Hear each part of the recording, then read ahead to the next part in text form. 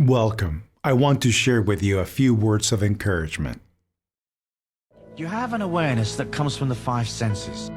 And you have an awareness that comes from your logic, your intellectual knowledge, and the awareness that comes from your experiences in this lifetime.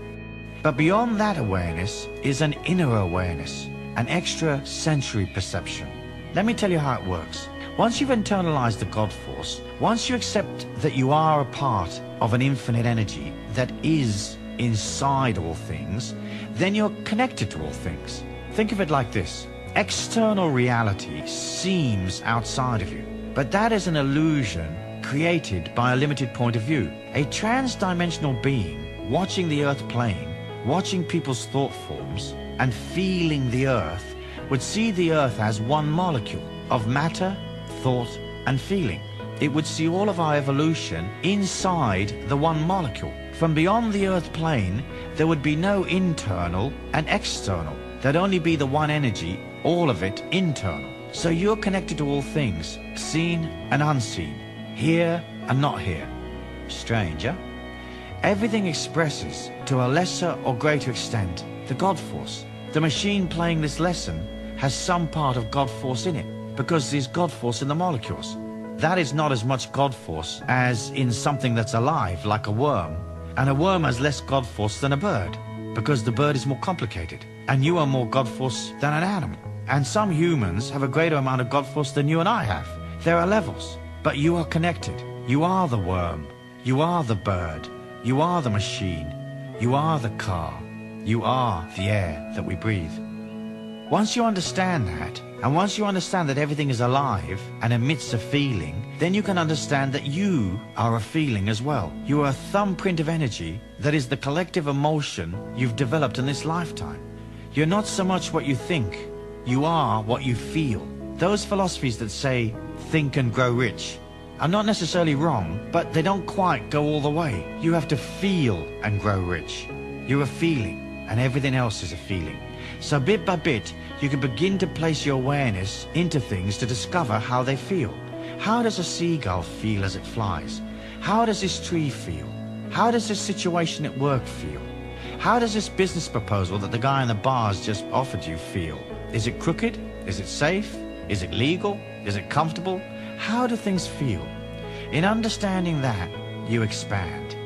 Going on from understanding that you're feeling and understanding that you are the God force within, you have to accept that you can direct that God force. What that means is, whatever you concentrate upon is what will eventually manifest in your life. So if you believe in disease, you will imbalance your emotion and hasten the disease within you. If you constantly say, this job is a pain in the ass, the infinite energy within you takes it literally and you get hemorrhoids.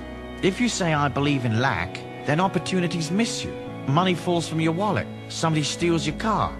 Ernest Holmes said, where your mind goes, energy flows. And old Ernest was right. We know that. Whatever you concentrate upon empowers you.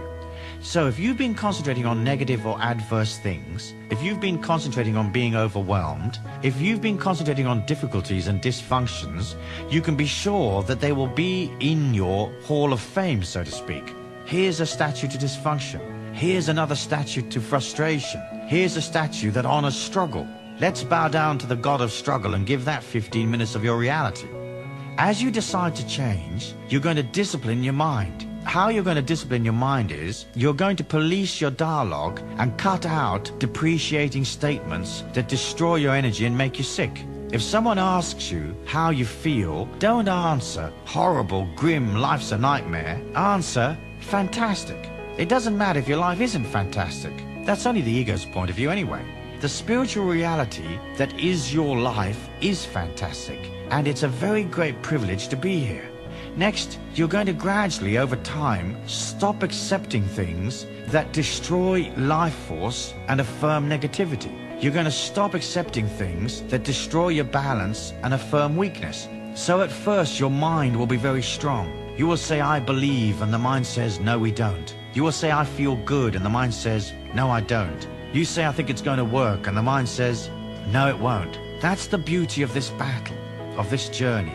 And you can push against the mind. Not wrestling with it so much, just quietly disempowering its negative influence. So when it comes up with a negative thought, you can replace that negative thought, saying quietly to yourself, I don't accept that negative energy. I don't accept that fear. I am love. I am positivity. Everything flows through me. Everything comes to me for my highest good. And so you start to replace inside the mind the energy that has possibly created so much destruction in your life. An important thing to remember as you become more aware is that daily life, the circumstances of life, are actually external symbols of the inner you. So when you're walking down the street and something strange happens, you stop and watch. Let's say a black cat hops across your foot and does a somersault and crosses the road and pees up against the pub wall. Ask yourself, what does this mean? The fact that you are coincidentally there at that particular moment to witness the cat's antics means the symbol is yours. It's the external world talking to you. It is showing you things about yourself. So by internalizing the God force and by understanding that you have to quieten the mind, you begin to see how the universe is trying to take you by the hand and lead you on. The external-internal dialogue comes from serenity. It comes from silence. From the ancient legend of Camelot, we know that Arthur took the sword, Excalibur, from the Lady of the Lake. That Excalibur is power. It is silent power. It's not the ego's power. It's a silent power, and it came from the placid lake, meaning that the power comes from the serenity of your emotions. You don't have to be perfect to be serene. Tell yourself that 7 to 10 times daily. I am serene and balanced, whether life is perfect or not. You see, we're trying to get you to stop struggling against yourself. As you accept this gift of serenity, then bit by bit your emotions calm down. As your emotions calm down, the power comes up. It's not an egotistical power that you can wield to maneuver people. It's a silent power. It's a power that you will internalize. It's a power that you will use to heal your body. It is a power that you will use that will show you an evolution, a transcendence that is not normally available to people. But you have to learn to guard the power, to guard your energy and guard against the ego trashing it. It's a paradox of the ego that on one hand, it's babbling away, trying to build itself up, trying to generate gratifying experiences, trying to maintain its importance. And then in the same breath, it generates negativity to trash itself. Only the ego would believe that in moaning and groaning, things might get better. Essentially, it's calling for its mother to help it. I'll cry, I'll moan, I'll demonstrate the injustice of it all. Save me, help me. If I bitch a lot, will you give me something for nothing? Will you commiserate? What you're going to do from here on out is you're going to discipline your mind. When you find yourself buying the negative emotion, getting out of control, you're going to stop and mentally change the program. Remember, don't buy the emotion, buy the solution. Expanding your awareness comes from understanding everything is feeling and asking yourself constantly, how does this feel? It's like a muscle that perhaps you haven't used for years. But as you begin to ask, it will show you. Do this. In a silent moment, ask that infinity within you to show you something in the next 24 hours that you've never seen before. A perception perhaps, an intuition, a different way of looking at things that you've looked at 100 times before. Then watch carefully and something unusual will pop up and you'll see that the external and internal universe is talking to you, that it loves you in its detached way. Naturally, the ego is very resistant to letting go. It not only wants to hold on to its sense of power, but it likes to dominate your life and the lives of others because it feels insecure. So, it may be frightening to let go, but the fear is just a manifestation of the ego. In my view, it's more frightening to stay where you are, isn't it? One has to learn to trust and be able to trust. As spiritual beings, we're flying blind, but that's what makes the whole of this process so fascinating. We have to embrace infinity inside a mortal body. We have to believe in a God we can't see. We have to learn to love in a dimension where there's so much hatred. We have to discover freedom where control is the state religion. We have to feel safe in spite of our concerns. So what we're really talking about here is blind trust. You have to have the courage to embrace the idea, accept the idea, and believe it before you have any real proof that this infinite self is there or that it will work for you. You have to be able to regenerate within yourself that sense of believing. In order for the power that's within you, the power of that infinity, the higher self, to come into your life. If you can't let go and trust, if your ego personality is fearful or constantly blocking off the inner power with its intellect, with its resistance, then the awareness, the extrasensory perception that you're naturally entitled to will be stymied and held back. We're used to overriding those little messages, aren't we? It's a part of how the ego plays its game. That infinity within you is like a divine celestial wind, which, if you can quieten the mind, will blow gently in your direction and assist you. People ask me, is it intuition? Yes and no. It's more than intuition. Spontaneous intuition is how it manifests in the early stages, while your mind is cluttered and while it dominates you.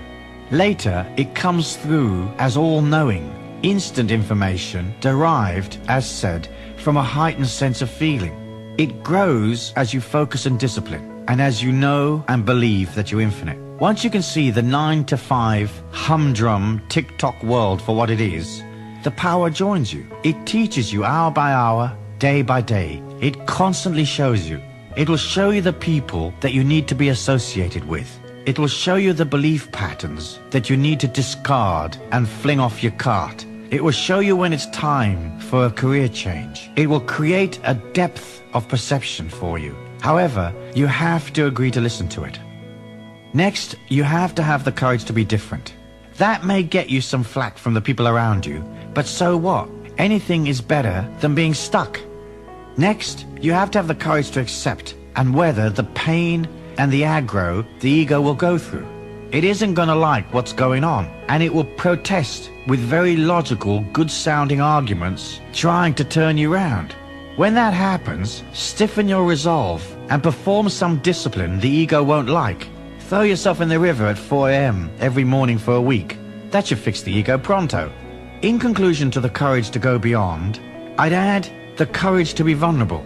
As you change and grow, the ego will feel assailed and threatened. If you have no resistance, you're fine. If you have a lot of resistance, it will hurt. Imagine yourself as a small animal in the forest. It has no defense. It has no power. It is vulnerable. Allow yourself to become vulnerable, and you can come off the macho, dogmatic, insistent psychology that most people suffer from. And you enter into the spiritual beauty of moving and flowing without necessarily knowing which way to go or how you'll get there. Believe, believe, believe.